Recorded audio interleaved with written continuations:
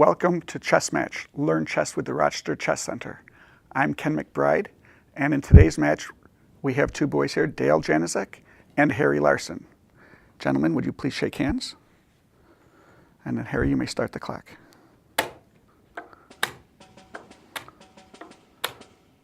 Okay, both players have been moving center pawns here, but guys, you're going a little bit too quickly. You want to slow down and actually do some thinking while you're playing. I know it's called speed chess, but it's not supersonic speed chess.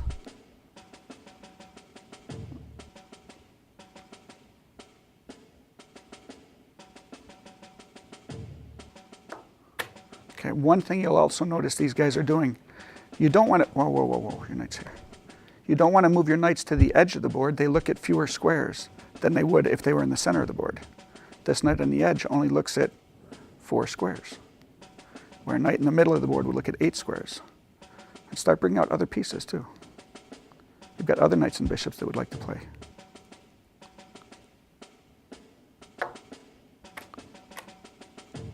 Was that a knight or a bishop? Okay, but now Dale has made a threat. He says, I'm going to chase your knight.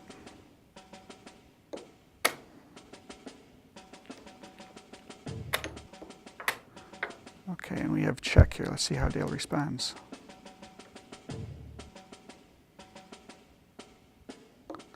Now this is a good idea by Dale. He wants to trade pieces since he's got an extra knight.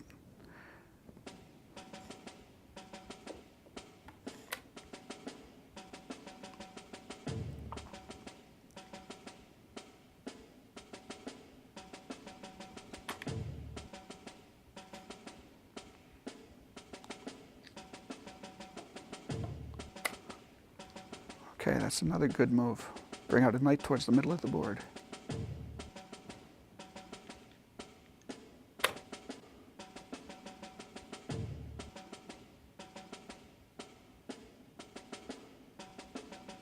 Okay, one thing you might be noticing is these guys grab their pieces before they let their eyes do the thinking. Let your eyes and your brain do the thinking here, and then touch your pieces. All right, Harry castles relatively quickly. Oh, and there goes that extra piece you had, Dale.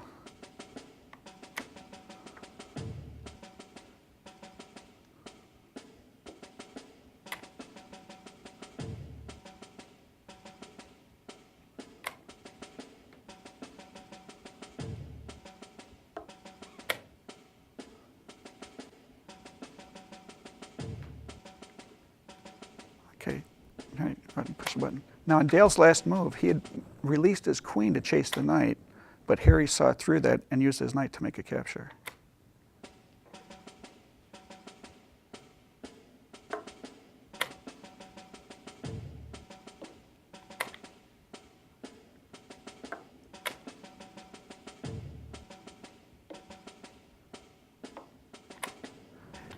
There was a trick here.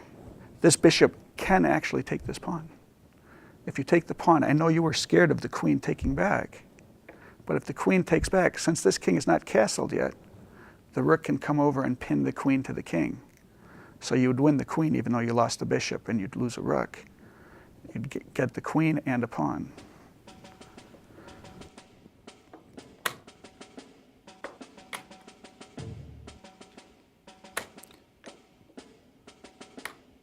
Black's big advantage here, though, is that he's castled and white is not castled yet. And it might not be safe for white to castle on the one side anymore either.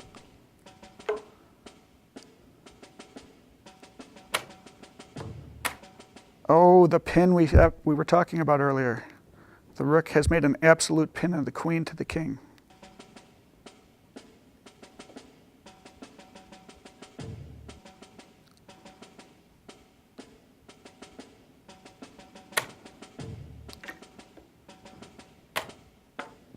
Okay, he blocked it, and now the rook can't take the queen.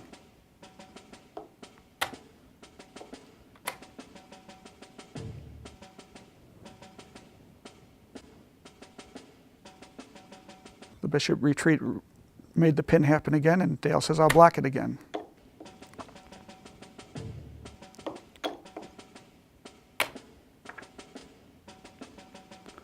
Okay, so Dale found a way to make sure his queen is still on the board.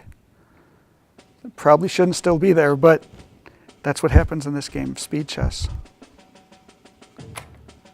Harry says your pawn is pinned. I will chase it again.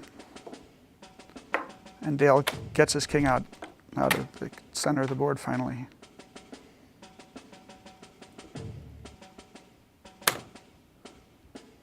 Okay, we have a nice check.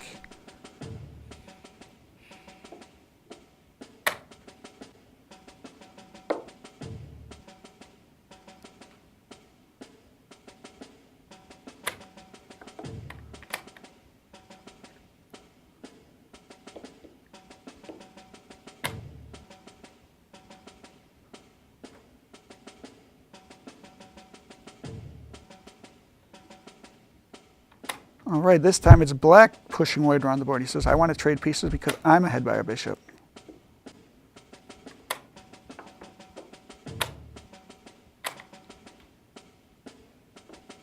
There's a nice trick here called the back rank checkmate, where this rook says, I would love to play a checkmate on the back rank, but this rook is protecting it. So white actually has a way to say, look, if you want to take me, then I'll get to play my checkmate. That's one trick that you can try whenever you're behind. Actually, you can try that all points of the game.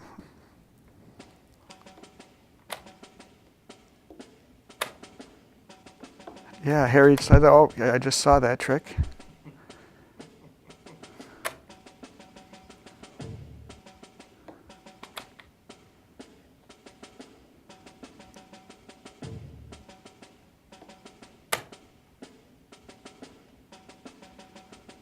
Okay, black still has that extra bishop, so he says, I'm willing to make trades.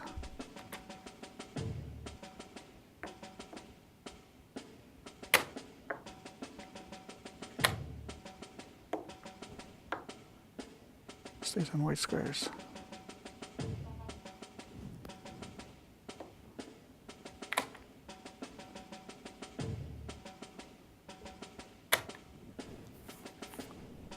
Okay, we've reached an endgame where black is still ahead by their piece, their bishop, and he's got an extra pawn. White being behind says, I'd like to trade pawns, but not the big pieces. Or I'd like to get free pawns.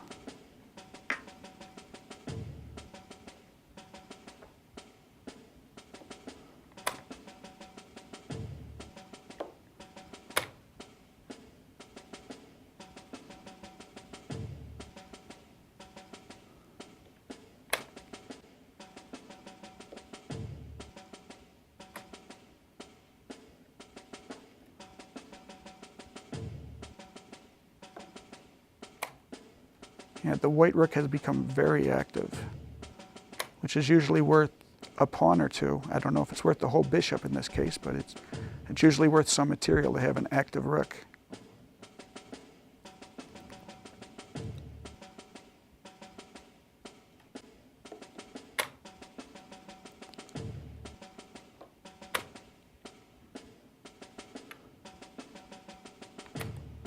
Okay, so the white passed pawn says I'm getting closer and closer, and now black thinks about pushing his passed pawn.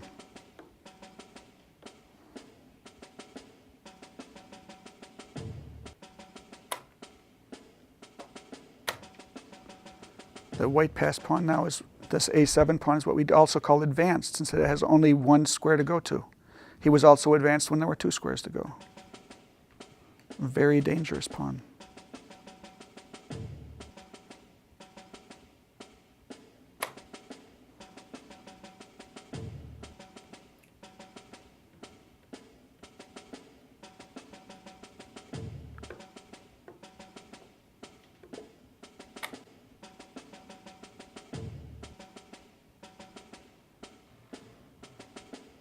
Okay, white's decided his king is his second strongest piece. He might be wise to use it.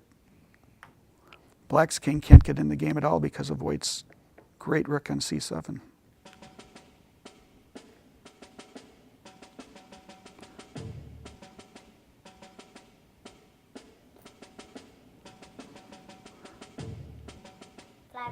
Okay, so all you do is you say that, and you say the time's up. pause it. Shake hands, guys. Okay, now the big deal in this game was you guys dropped pieces early back and forth, but neither one of you gave up. You both kept looking to find ways to make captures, and eventually this white rook became very good. In fact, when a rook is on the 7th rank and he can block in the black king, that's a very big advantage. He's also where the enemy pawns began, so the rook got to eat a couple pawns. Now, if your rook had been on this square instead of on b7 instead of on c7, that was actually the chance to play this and say, no matter what you're doing next turn, I'm going to get a new queen. Or if you take me, I'm still going to get a new queen. So that's how dangerous your active rook was. If he'd have just been on this square, it would have been much easier to do. But you still were able to win because the time ran out. For the day here would be what we call a back rank checkmate. Now, the king is often castled, but sometimes he gets trapped in behind his own pawns, as this king on h8 is. The white rook on f1 says, I'd love to walk all the way back and checkmate you, but you're guarded by the d8 rook. So white could have said, here, I'll capture the d5 pawn, and if you take me back, I'll play a back rank checkmate. This is one of the most common kinds of checkmate in the middle of a game. The back rank checkmate, where the king is trapped behind his own pawns, and the rook, or possibly a queen, plays check along the back rank. Chess Match is sponsored by the Rochester Chess Center, which has been serving the Rochester chess community for over 24 years. And welcome back to Chess Match. Learn chess with the Rochester Chess Center. We're about to see a very exciting match because we have two of the strongest kids in all of Rochester playing here. On my left, as black, is Owen Shriver. You might have seen him play before on the show. And on my right is Jacob Chen, even a little bit higher ranked than Owen. But these two have played many times, win, loss, draw. It's happened before. And we're about to find out what happens today. We're having a little bit more time on the clock today. Game 7 minutes for each player. So shake your opponent's hands. You may begin. Good luck. All right. And Jacob starts with a king pawn opening, which means he moved the pawn in front of his king. And so far, so normal. Notice that on the king side, white has chosen to bring out all of his pieces so that he is able to castle quickly if he desires. And here, white defends his center pawn, castles, and this is called the Gioco Piano, the Italian game, and it might even be the Gioco Pianissimo, the very, very quiet game. But we will see what happens here. This is the type of opening that kid chess players play all the time. Okay. The move that Jacob just played, pawn to c3, is very important. The meaning of that move is that Jacob wants to break pawn to d4 in the center. Pawn is supporting that break in the center, but at the same time it blocks his knight from coming out to its favorite square. So Owen strikes back instantly with pawn to d5. And it's okay that he's opening up the center because he's castled his king as well. You usually don't want to open up the center if you've not castled yet, but both sides have. And now white can go for his d4 idea, pushing the pawn, but he's going to end up with an isolated queen pawn, which can be a strength and a weakness if he decides to do that. Instead, b4. White chooses to gain space on the queen side, meaning he's gaining extra room to place pieces and maneuver around over there by pushing pawns on that side of the board. In the long run, it may make some weaknesses over there by pushing your pawns too far forward, but you also get some space. Right now, Jacob is considering a tactic to win a pawn in the center. And he goes for it. He plays pawn to b5. And the point is, this knight on c6 is defending the e5 pawn. Once the knight runs away from this guy, the e5 pawn might be a goner. And this is possibly a reason why d5 could have been a mistake for black. We're going to have to see what Owen comes up with to see if he can get out of this or if he ends up losing a pawn.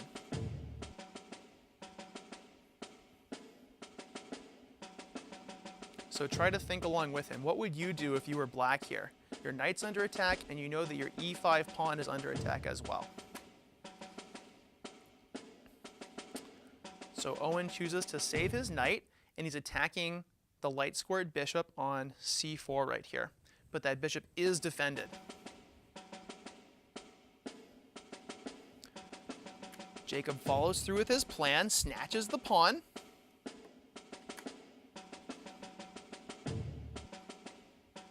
And Owen plays a very aggressive move, pretty typical of Owen, actually, if you know him well. He leaves his knight on d5 hanging. The queen was defending the knight. Now it's not defended at all, but the queen comes into a very active position. She's attacking the knight on e5 and aiming at this f2 square, possibly for the future, and lining up on this long diagonal. So very tricky move by very tricky Owen. And this is what you have to do when you lose a pawn for nothing. You have to mix things up. If you just go down a pawn and get nothing for it, you can get in trouble. You can just lose.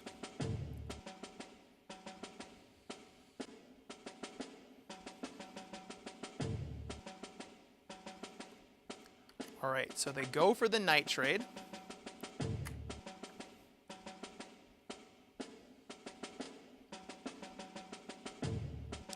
And now white has to choose where to retreat the bishop. He chooses e4, where it's defended by his d3 pawn.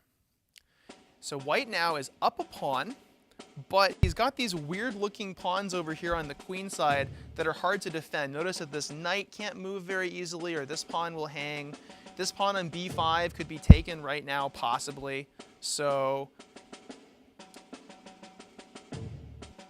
it's up to black to decide, should he go pawn hunting? Should he develop the rest of his pieces? Chess is a game of priorities. Sometimes you need to develop your pieces. Sometimes you need to gobble that pawn that's hanging on b5.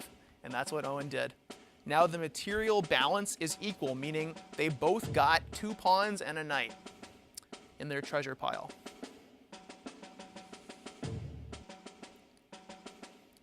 So possibly the bishop to e4 move was a mistake. Maybe the bishop should have retreated where it could guard the b5 pawn, but there might have been some way to take advantage of that as well. Okay, an aggressive move by Jacob, aiming at that rook on f8. Don't worry, I'm not giving anything away. Both of these players see everything that I'm saying because they're really good. They've both been playing chess for years and years. Whenever I play them, I get scared because I know that on a bad day for me and on a good day for them, I could be lunch.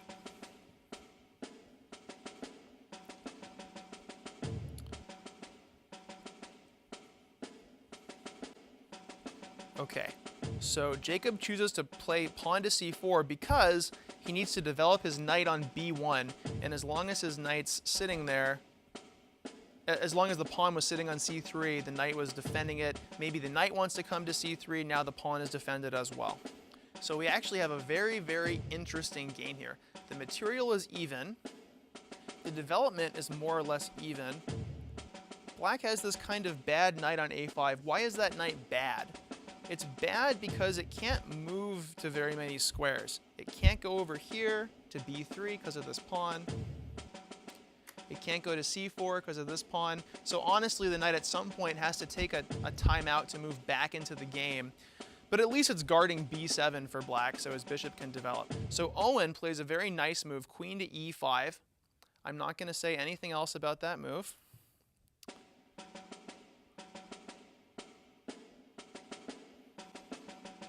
Okay, that move, knight to d2, was forced because the queen was attacking the rook in the corner. Now by moving the knight, the queen and the rook are connected and defending each other. But the knight has to go to d2 instead of the c3 square that might have been nicer for it, because if it went to c3, the queen would have just taken it. So looking at the clock, they've both used about half their time. Jacob with 3 minutes left, Owen with 3.5 minutes left, and Owen really wants that rook. He's going for it. Well,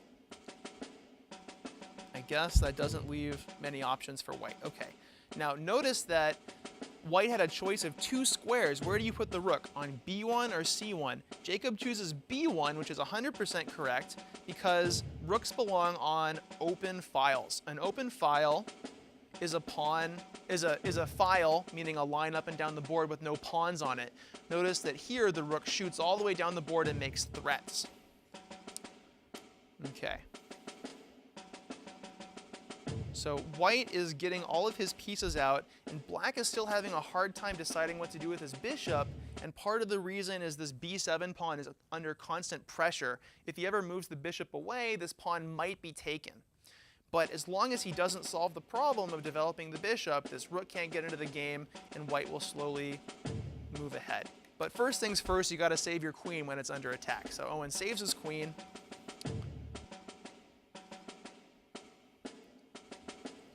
And this game stays very, very interesting. Okay, a fantastic move by white. That queen is attacking the knight on a5, the undefended rook on e8. Sorry, Jacob, no back rank mate for you. And it's tricky. How are you going to get out of danger as black?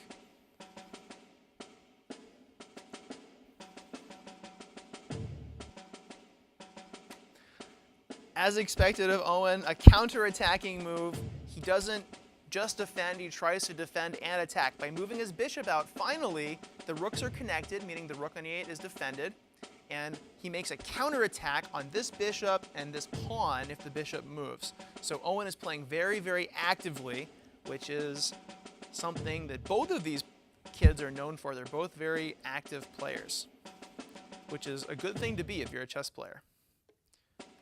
Okay.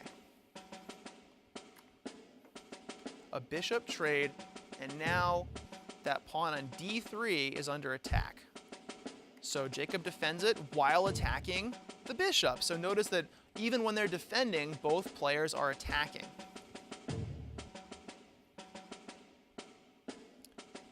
And as you get better and better at chess, you find these multi-purpose moves where you're attacking or defending at the same time. I'd say this game is very even, and the time situation is very even, although they're starting to get low. So soon here, we're going to see a time scramble, meaning they're going to start moving faster and faster and faster, because at some point, if you run out of time, you lose.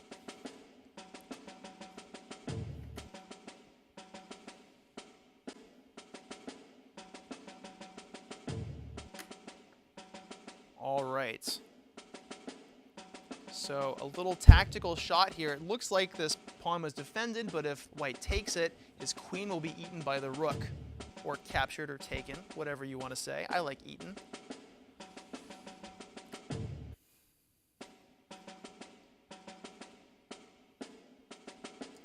So black is up a pawn now, having taken that pawn on c4.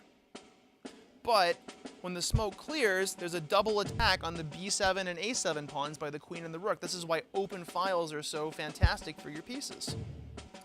So white may end up getting the pawn right back again. And we have our first, not our first, but a nice imbalance in this endgame. By trading his knight for a bishop, now there's a bishop versus a knight. I'm going to stop pointing at the board now because we're going to start getting faster and faster. Both players with 1 minute and 12 seconds left. That's not a lot of time.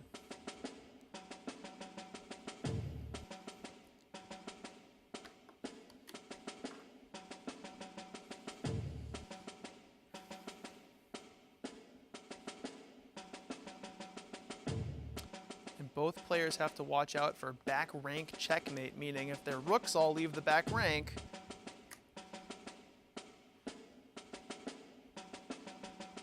wow, that's a bizarre move. Let's see. Oh, no, I see. Okay.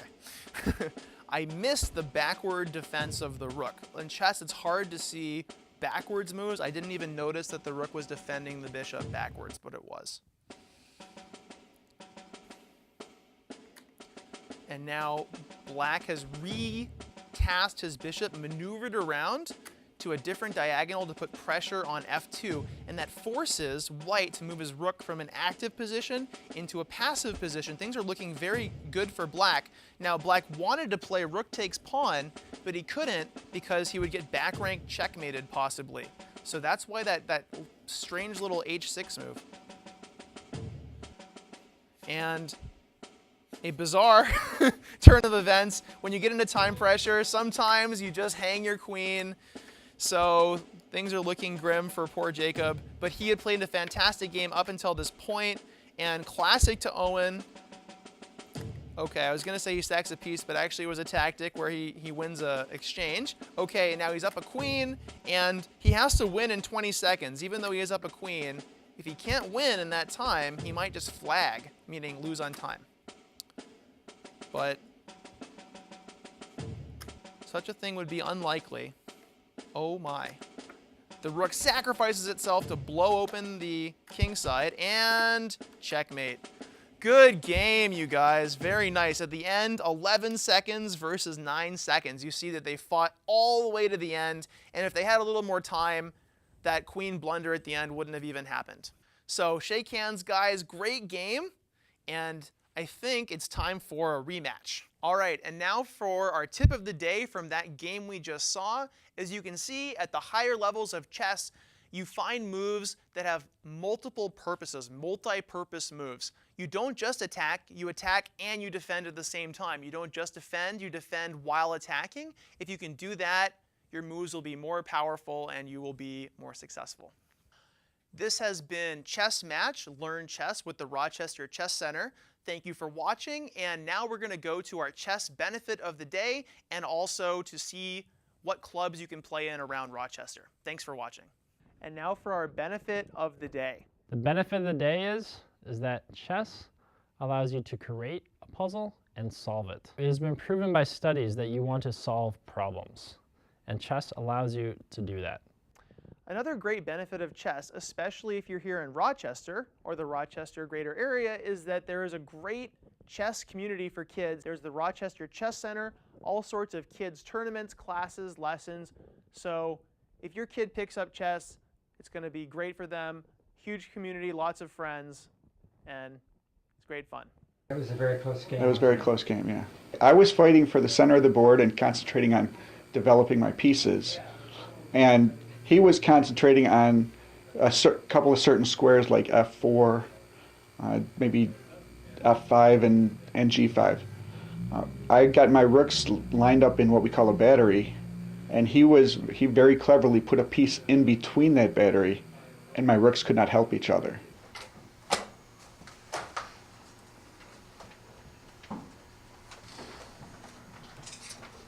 It would be something where two rooks can protect each other, okay, but he was able, see right now the queen can't take either rook because they protect each other, but he was able to put a piece in the middle, and all of a sudden neither rook is protected. So he was able to win some material by that. My best was rook taking the bishop, and so I was fighting the game down what we call the exchange, where I'm losing a rook, he lost a bishop. I did end up getting an extra pawn for that, but material-wise that's not considered even. It's considered that he has the edge in material there. So I was playing basically what we'd call aggressive chess, where I just play check, check, check, and I had a queen and a knight that worked well together. He had a queen and a rook at the end. And they were working very well together, but as soon as they stopped working together, that's when my knight pounced, and I got lucky. All right, so you pulled out the win. I pulled it out. All right, congratulations. Thank you.